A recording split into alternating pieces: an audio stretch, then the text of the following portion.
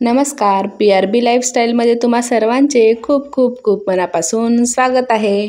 आजपासून नवरात्री सुरू झालेली आहे. बऱ्याचशा जणांचे 9 दिवसाचे उपवास असतात. बऱ्याचशा बायकांचं कसं होतं, कामाच्या घाई गडबडीमध्ये फराळ बनवायचा राहून जातो.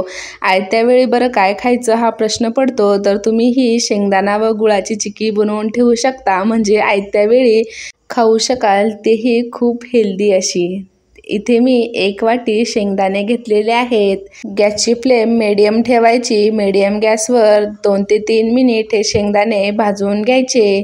2-3 मिनिटानंतर गॅसची फ्लेम लो करायची व शेंगदाणे छान खरपूस भाजून घ्यायचे.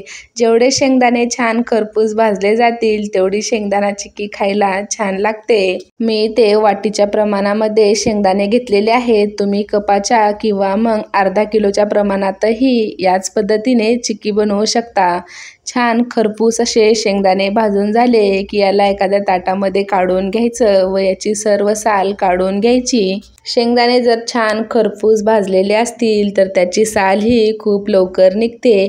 येथे मी सर्व शेंगदाण्याची साल काढून घेतलेली आहे. आता याला एका मिक्सरच्या भांड्यामध्ये ट्रान्सफर करू व याचं जाडसर असं कूट बनवून घेऊ. अगदी बारीक कूट करायचा नाही, हलकंसं जाडसर ठेवायचं, म्हणजे चिक्की खाते वेळी हे जाडसर शेंगदाण्याचे तुकडे दाताखाली आले की खायला खूप छान लागतात. इथे कूट बनवून तयार झालेला आहे. आता पाक बनवण्यासाठी घेऊ. चिक्की बनवते वेळी शक्यतो नॉनस्टिकची कढाई घ्यायची, म्हणजे तो गूळ जास्त करपत नाही आणि कढाईलाही जास्त चिटकत नाही. कढाईमध्ये मी 1 चमचा तूप घातलेला आहे. तूप छान वितळलं की यामध्ये ज्या वाटीने शेंगदाणे घेतलेले आहेत त्याच वाटीने गूळ घ्यायचा. गूळ छान बारीक चिरून घ्यायचा, म्हणजे तो लवकर मेल्ट होतो.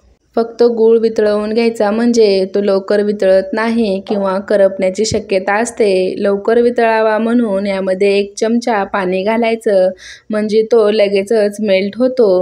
बऱ्याचदा असं होतं की चिक्की बनवते वेळी एकतर ती खूप नरम होते, दाताला चिकटते किंवा मग खूप जास्त कडक होते. गूळ छान मेल्ट झालेला आहे. आता याचा चिक्की बनवण्यासाठी पाक बनवून घेऊ. इथे साधारण 5 ते 7 मिनिट झालेले आहेत. पाकाचा रंग तुम्ही पाहू शकता, पहिल्याच्यापेक्षा बदललेला आहे. आता पाक झाला आहे का नाही हे कसं ओळखायचं? एका वाटीमध्ये पाणी घ्यायचं. पाण्यामध्ये या पाकाचे 2-3 थेंब टाकायचे. आता हा पाक एकत्र केल्यानंतर याची अशी तार खेचल्या जाते व ती लगेचच तुटते, म्हणजे आपला पाक अजून काही बनलेला नाही. अशा पाकापासून चिक्की बनवली तर ती मऊ पडते व व्यवस्थित सेटही होत नाही, म्हणून पाक योग्य असणं खूप गरजेचं आहे. मी परत 4-5 मिनिट पाक शिजवून घेतलेला आहे. आता बऱ्यापैकी याचा रंग बदललेला आहे. चिक्की बनवायला तर खूप सोपी आहे, खूप कमी साहित्य लागतं, पण बऱ्याच जणांकडून असं होतं की पाक योग्य बनला जात नाही. एकतर चिक्की खूप जास्त कडक होते किंवा मग अगदी मऊसूद होते, ती व्यवस्थित सेटही होत नाही. पाक बनवते वेळी पाक तोपर्यंत शिजवून घ्यायचा जोपर्यंत तो पाण्यात टाकल्यास तुटत नाही, म्हणजे त्याची अशी तार ओढली जात नाही. तोपर्यंत हा पाक शिजवून घ्यायचा. जेव्हा पाकाचे 2-3 थेंब पाण्यात टाकले लगेचच एकत्र येतात व ते तोडल्यानंतर त्याची अशी तार बनत नाही, तेव्हा समजायचं की हा चिक्की बनवण्यासाठी योग्य पाक बनलेला आहे. सुरुवातीपेक्षा आता पाकाचा रंग बऱ्यापैकी बदललेला आहे व तो पाण्यात टाकल्यानंतर लगेचच त्याची गोळीही बनत आहे व तोडल्यानंतर तो तुटतही आहे, म्हणजे एखादी कडक वस्तू तोडलं की कशी तुटते तसा पाक तुटायला लागला आहे. आता यामध्ये बनवून घेतलेला शेंगदाण्याचा कूट घालायचा. कूट व्यवस्थित मिक्स करून घ्यायचा.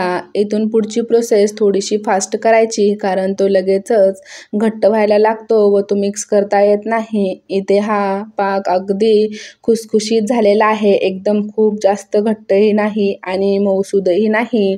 आता इथे मी पोळपाटाला अगोदरच तूप लावून ठेवलेलं होतं, त्यावर हे बनवून घेतलेलं मिश्रण लाटून घ्यायचं. पोळपाटाऐवजी तुम्ही एखाद्या ताटाला किंवा प्लेटलाही तूप लावून ठेवू शकता. जर तुमच्याकडे बटर पेपर असेल तर तो यावर अंथरला तर अगदी सोपं होतं, पण माझ्याकडे काय बटर पेपर नसल्यामुळे मी याला तूप लावून घेतलेलं आहे.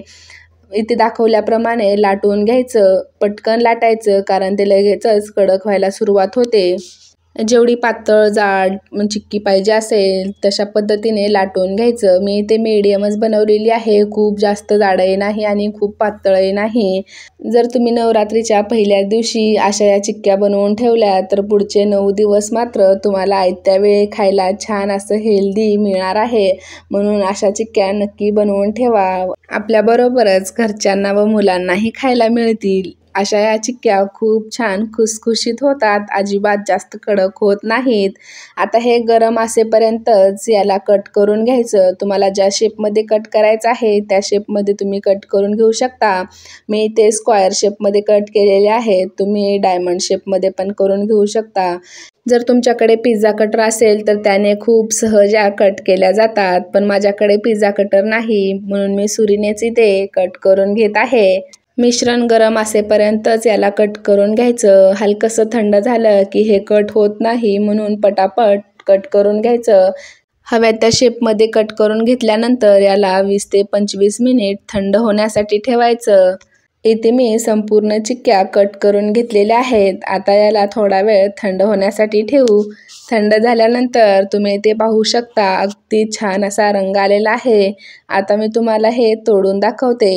तोडते वेळी तुम्हाला समजतच असेल की या किती ठिसूळ खुसखुशीत झालेल्या आहेत, अजिबात मऊ पडलेल्या नाहीत किंवा मग जास्तच कडकही झालेल्या नाहीत, अगदी सहज तुटत आहेत। दुकानात जशा विकत मिळतात ना सेम तशाच या शेंगदाणे आणि गुळाच्या चिक्क्या झालेल्या आहेत। वाटतही नाही की यामध्ये आपण गुळ घातलेला आहे। चिक्क्यांचा रंगही अगदी मार्केटमध्ये जशा मिळतात ना तसाच आलेला आहे। गुळाचा पाक बनवते वेळी त्यामध्ये 1 चमचा तूप घातल्यामुळे ह्या चिक्क्या खाते वेळी अजिबात दाताला वगैरे चिटकत नाहीत। अशा पद्धतीने बनवलेल्या या चिक्क्या अगदी 2 ते 3 महिने टिकतात, अजिबात खराब होत नाहीत। चला तुम्हाला एक चिक्की मी इथे तोडूनही दाखवते म्हणजे तुम्हाला समजेल। अगदी सहज तुटत आहे, अजिबात मऊ झालेली नाही किंवा जास्त कडक झालेली नाही। ही रेसिपी तुम्हाला कशी वाटली हे कमेंटमध्ये लिहायला मात्र विसरू नका। इथंपर्यंत आलाच आहात तर व्हिडिओला लाईक करा, त्याचबरोबर चॅनलला सबस्क्राईब देखील करा। चला तर मग व्हिडिओला इथेच एंड करते। Bye bye.